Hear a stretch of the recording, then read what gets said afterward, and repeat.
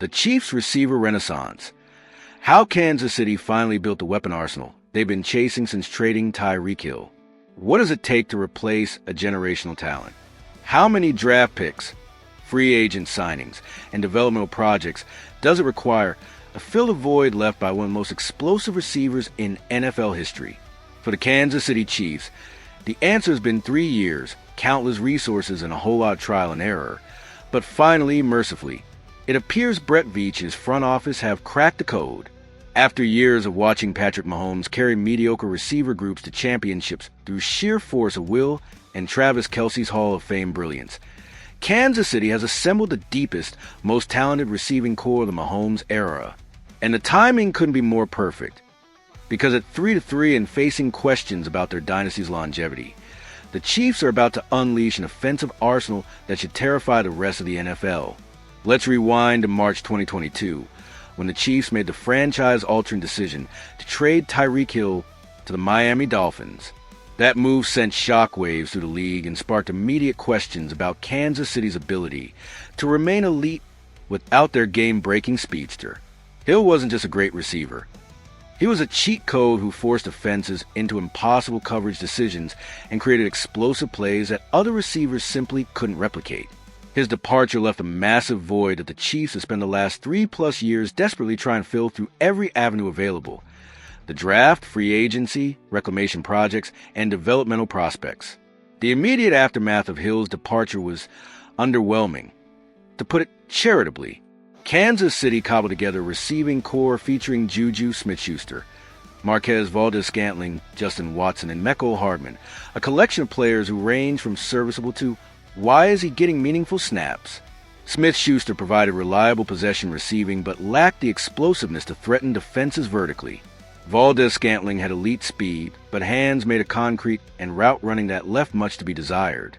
Watson was a special teams contributor masquerading as a legitimate offensive weapon, and Hardman was a definition of all physical tools, zero consistency. That group somehow helped Kansas City win 2 Super Bowls.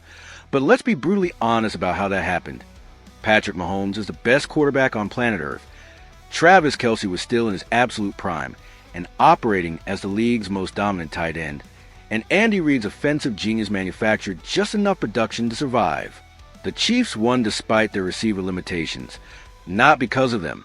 Mahomes was constantly improvising, extending plays, and making throws that 99% of quarterbacks couldn't dream of attempting. It was exhausting, unsustainable, and absolutely not the formula for long-term success. Kansas City tried addressing the position through the draft, investing a second-round pick in Sky Moore in 2022. Moore was supposed to be a polished route runner who could immediately contribute as a slot receiver and possession target. Instead, he's been a complete bust, unable to separate consistently, struggling with drops, and never developing the chemistry with Mahomes that the Chiefs desperately needed. That whiff on a premium pick set the receiver rebuild back significantly and forced Kansas City to keep searching for answers. They also attempted to salvage Kadarius Toney's career after the New York Giants gave up on their former first-round pick.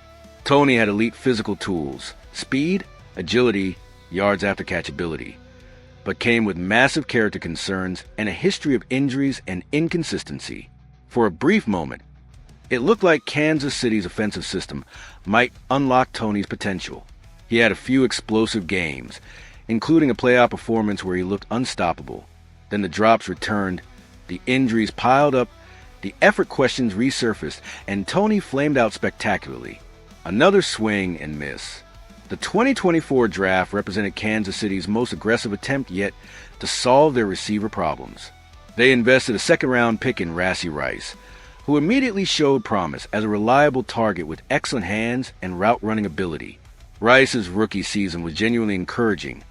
He demonstrated the kind of consistency and football IQ that the Chiefs had been missing since Hill's departure. But then disaster struck.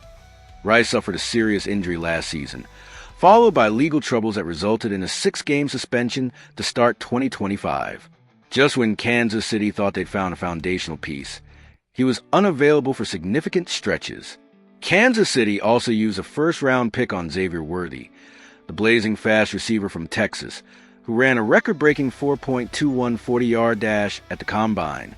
Worthy represented an attempt to replace Hill's speed element. The deep threat who forces safeties to respect the vertical passing game and opens up everything underneath. His rookie season has been solid if unspectacular, showing flashes of brilliance mixed with the expected growing pains of a first-year player learning NFL route concepts and timing. The Chiefs supplemented their draft investments with free agent addition marquees Hollywood Brown, the speedy receiver who'd shown big playability in Arizona. Brown was supposed to provide veteran leadership and another deep threat to complement Worthy and Rice. Instead, he missed most of last season with injury, leaving Kansas City once again shorthanded at the position when they needed depth most. Fast forward to right now, Week 7 of the 2025 season, and suddenly everything is clicking simultaneously for the first time since Hill's departure. Rashee Rice is returning from a 6-game suspension, giving Kansas City back their most reliable possession receiver and red zone threat. Xavier Worthy has recovered from his early season injury and is showing the kind of explosive playmaking that made him a first-round pick. Hollywood Brown just delivered his best performance as a Chief, catching 2 touchdown passes against Detroit and finally looking like the player Kansas City thought they were signing.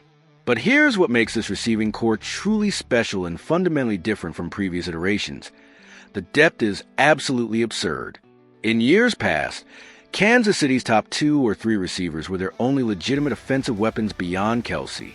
Now they have 5 or 6 guys who can legitimately hurt defenses, and that depth creates matchup nightmares that even the best defensive coordinators can't solve.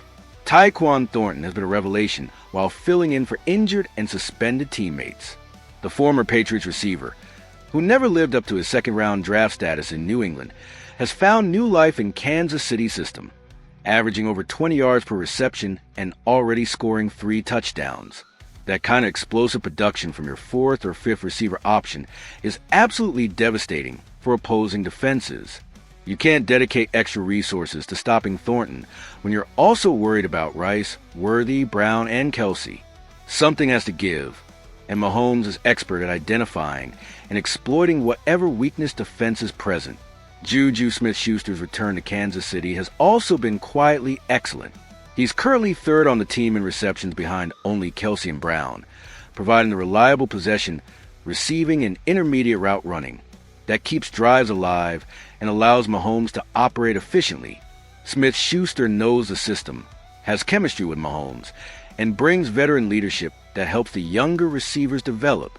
His presence as a 4th or 5th option, rather than being forced into a number 1 role he's not equipped to handle, maximizes his strengths while minimizing his limitations. The Chiefs also have developmental pieces, like rookie Jalen Royals, waiting in the wings. Royals was a 4th-round pick viewed as a high-upside project with excellent yards after catchability and the kind of physical tools that could eventually translate to meaningful production. He hasn't needed to contribute significantly yet because of the depth ahead of him, but having that kind of talent as your 6th receiver option demonstrates just how far this position group has come. If Royals develops into a contributor this season, it's pure bonus rather than desperate necessity. The Travis Kelce factor adds another crucial element to this discussion. At 36 years old, Kelce is still elite, but clearly not the same unstoppable force he was 3 or 4 years ago. His production has declined slightly, and the Chiefs have been smart about managing his workload to keep him fresh for the playoffs. That strategy only works if you have receivers who can carry more of the offensive burden, and for the first time in years, Kansas City actually has that capability. The receivers can finally take pressure off Kelce rather than forcing him to be the entire passing game. Patrick Mahomes' comfort level with this receiving core has visibly increased with each passing week. Early in the season, he was still learning tendencies, building timing, and figuring out who he could trust in critical situations. Now, 7 weeks in, you can see the chemistry developing. Mahomes knows where his receivers will be, trusts them to make plays on contested balls, and is willing to take chances downfield that he wouldn't attempt with less talented or reliable targets. The Chiefs sit at 3-3, which has sparked premature obituaries for their dynasty and celebrations from rival fan bases who desperately want to believe Kansas City's reign is ending. But anyone paying attention should be terrified rather than relieved, because this team is getting healthier, more cohesive, and more dangerous every single week. Rice's return gives them back their most productive receiver. The offensive line is rounding into form. The defense, while not elite, is good enough to keep games competitive. And most importantly, they have Patrick Mahomes, a two-time MVP who's won 3 Super Bowls and is now operating with the best collection of receiving weapons he's ever had. The rest of the NFL should absolutely be worried. Kansas City has spent 3 years methodically building toward this moment, investing premium resources into the receiver position, weathering injuries and suspensions and developmental setbacks, and trusting that eventually all the pieces would come together simultaneously. That moment has arrived, and it's arriving at exactly the right time. Late enough in the season that the Chiefs can build momentum heading into the playoffs, but early enough that they have 10 games to refine their timing and chemistry before the postseason begins. This week's game against the Las Vegas Raiders represents an opportunity for Kansas City to make a statement. The Raiders are struggling, their defense is vulnerable, and this is exactly the kind of game where the Chiefs can showcase their offensive firepower and remind everyone why they're still the team to beat in the AFC. Expect Mahomes to spread the ball around, expect multiple receivers to make explosive plays, and expect Kansas City to look like the dominant offensive force they've been building towards since trading Tyreek Hill 3 years ago. The Tyreek Hill trade will always be debated. Did Kansas City give up too much? Could they have won more championships with him still in the fold? But what's undeniable is that Brett Veach's patient, methodical approach to rebuilding the receiver position has finally paid off. It took longer than anyone wanted, required more resources than initially anticipated, and forced Mahomes and Kelsey to carry unsustainable burdens for multiple seasons. But the end result, this deep, talented, versatile receiving core, might actually be better suited for sustained success than relying on one transcendent talent like Hill. The Chiefs' dynasty isn't dead. It's evolving, adapting, and getting ready to terrorize the NFL for another championship run. And this time, they're doing it with the offensive weapons to match their quarterback's brilliance. What's your take on Kansas City's receiver evolution? Have they finally built